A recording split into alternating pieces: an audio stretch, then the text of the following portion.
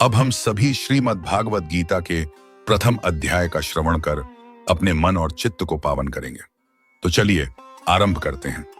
पहला अध्याय। धृतराष्ट्र बोले, हे चाचे देती पौतन्य संजय, धर्म भूमि कुरुक्षेत्र में इकट्ठे हुए युद्ध की इच्छा वाले मेरे और पांडु के पुत्रों ने क्या किया। इस पर संजय बोले, उस समय राजा दुर्योधन ने व्यूहरचना युक्त पांडवों की सेना को देखकर और द्रोणाचार्य के पास जाकर यह वचन कहा, हे आचार्य, आपके बुद्धिमान शिष्य द्रुपद पुत्र धृष्टद्युम्न द्वारा व्यूहाकार खड़ी की हुई पांडु पुत्रों की इस बड़ी भारी सेना को देखिए। इस सेना में बड़े बड़े धनुषा वाले युद्ध में भीम और अर्जुन के समान बहुत से शूरवीर हैं, जैसे सात्यकी और विराट तथा महारथी राजा द्रुपद और धृष्टकेतु, चेकितान तथा बलवान काशीराज, पुरुजित्न, कुतुकुतेरी, अष्टुच्युत्न, कुंती भोज और मनुष्यों में श्रेष्ठ शैव्य और पराक्रमी युधामन्यु तथा बलवान उत्तमौजा, सुभद्रा पुत्र अभिमन्यु और द्रौपदी के पांचों पुत्र, ये सभी महामरथी हैं। हे ब्राह्मण श्रेष्ठ, हमारे पक्ष में भी जो प्रधान हैं उनको आप समझ लीजिए। आपके जानने के लिए मेरी सेना के जो सेनापति हैं उनको कहता हूं। एक तो स्वयं आप और पितामह भीष्म तथा कर्ण और संग्राम विजयी कृपाचार्य तथा वैसे ही अश्वत्थामा, विकर्ण और सोमदत्त का पुत्र भूरिश्रवा तथा और भी बहुत से शूरवीर, अनेक प्रकार के शस्त्र अस्त्रों से युक्त, मेरे लिए जीवन की आशा को त्यागने वाले, सब के सब युद्ध में चतुर हैं। भीष्म पितामह द्वारा रक्षित हमारी वह सेना सब प्रकार से अजेय और भीम द्वारा रक्षित इन लोगों की यह सेना जीतने में सुगम है। इसलिए सब मोर्चों पर अपनी अपनी जगह स्थित रहते हुए आप लोग सब के सब ही निःसंदेह भीष्म पितामह की ही। इस प्रकार द्रोणाचार्य से कहते हुए दुर्योधन के वचनों को सुनकर कौरवों में वृद्ध बड़द्धे प्रतापी पितामह भीष्म ने उस दुर्योधन के हृदय में हर्ष उत्पन्न करते हुए उच्च स्वर से सिंह की नाद के समान गर्ज कर शंख बजाया। उसके उपरांत शंख और नगारे तथा ढोल, मृदंग और नृसिंहादि बाजे एक साथ ही बजे। उनका वह शब्द बड़ा भयंकर हुआ।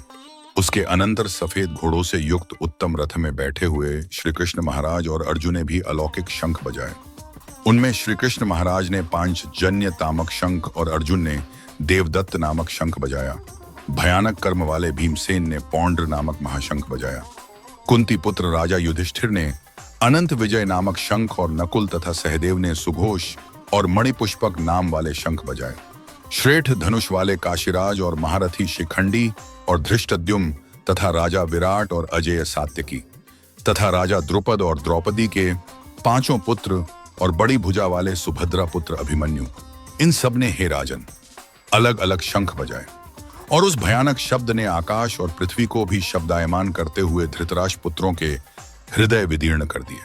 हे राजन, उसके उपरांत कपिध्वज अर्जुन ने खड़े हुए धृतराष्ट्र पुत्रों को देखकर उस शस्त्र चलने की तैयारी के समय धनुष उठाकर ऋषिकेश श्री कृष्ण महाराज से यह वाचन कहा, हे अच्युत, मेरे रथ को दोनों सेनाओं के बीच में खड़ा करिए, जब तक मैं इन स्थित हुए युद्ध की कामना वालों को अच्छी प्रकार देख लूं कि इस युद्ध रूप व्यापार में मुझे किन किन के साथ युद्ध करना योग्य है। दुर्बुद्धि दुर्योधन का युद्ध में कल्याण चाहने वाले जो ये राजा लोग इस सेना में आए हैं, उन युद्ध करने वालों को मैं देखूंगा। संजय बोले, हे धृतराष्ट्र, अर्जुन द्वारा इस प्रकार कहे हुए महाराज श्री कृष्ण चंद्र ने दोनों सेनाओं के बीच में भीष्म और द्रोणाचार्य के सामने और संपूर्ण राजाओं के सामने उत्तम रथ को खड़ा करके ऐसे कहा कि हे पार्थ, इन इकट्ठे हुए कौरवों को देख। उसके उपरांत प्रथापुत्र अर्जुन ने उन दोनों ही सेनाओं में स्थित हुए पिता के भाइयों को, पितामहों को, आचार्यों को, मामाओं को, भाइयों को, पुत्रों को, पौत्रों को तथा मित्रों को, ससुरों को और सृहृदयों भी देखा। इस प्रकार उन खड़े हुए संपूर्ण बंधुओं को देखकर वे अत्यंत करुणा से युक्त हुए कुंती पुत्र अर्जुन शोक करते हुए यह बोले, हे कृष्णा, इस युद्ध की इच्छा वाले खड़े हुए स्वजन समुदाय को देखकर मेरे अंग शिथिल हुए जाते हैं और मुख ही सूखा जाता है और मेरे शरीर में कंप तथा रोमांचक होता है तथा हाथ से गांडीव धनुष गिरता है और त्वचा यो बहुत जलती है तथा मेरा पन भ्रमित सा हो रहा है। इसलिए मैं खड़ा रहने को भी समर्थ नहीं हूं। हे केशराब, लक्षणों को भी विपरीत ही देखता है तथा युद्ध अपने कुल को मारकर कल्याण भी नहीं देखता। हे कृष्णा, मैं विजय नहीं चाहता और राज्य तथा सुखों को भी नहीं चाहता। हे गोविंद, हमें राज्य से क्या प्रयोजन है अथवा भोगों से और जीवन से थी क्या प्रयोजन है। क्योंकि हमें जिनके लिए राज्य, भोग और सुखादिक इच्छित हैं, वे ही यह सब धन और जीवन की आशा को त्याग का युद्ध में खड़े हैं, जो कि गुरुजन, ताऊ, चाचे, लड़के और वैसे ही दादा, मामा, ससुर, पोते, साले तथा और भी संबंधी लोग हैं। इसलिए हे मधुसूदन, मुझे मारने पर भी अथवा 3 लोक के राज्य के लिए भी मैं इन सबको मारना नहीं चाहता। फिर पृथ्वी के लिए तो कहना ही क्या है। हे जनार्दन, धृष्ट राष्ट्र पुत्रों को मारकर भी हमें क्या प्रसन्नता होगी, इन अताताइयों को मारकर तो हमें पाप ही लगेगा। इससे हे माधव, अपने बांधव धृतराष्ट्र के पुत्रों को मारने के लिए हम योग्य नहीं हैं। क्योंकि अपने कुटुंब को मारकर हम कैसे सुखी होंगे।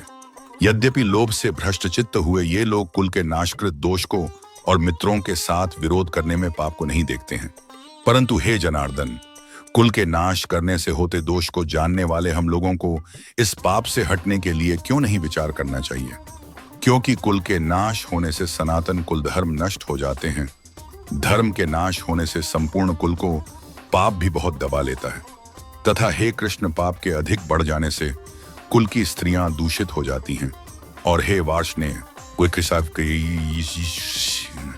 स्त्रियों के दूषित होने पर वर्ण संकर उत्पन्न होता है, और वह वर्ण संकर कुलघातियों को और कुल को नरक में ले जाने के लिए ही होता है।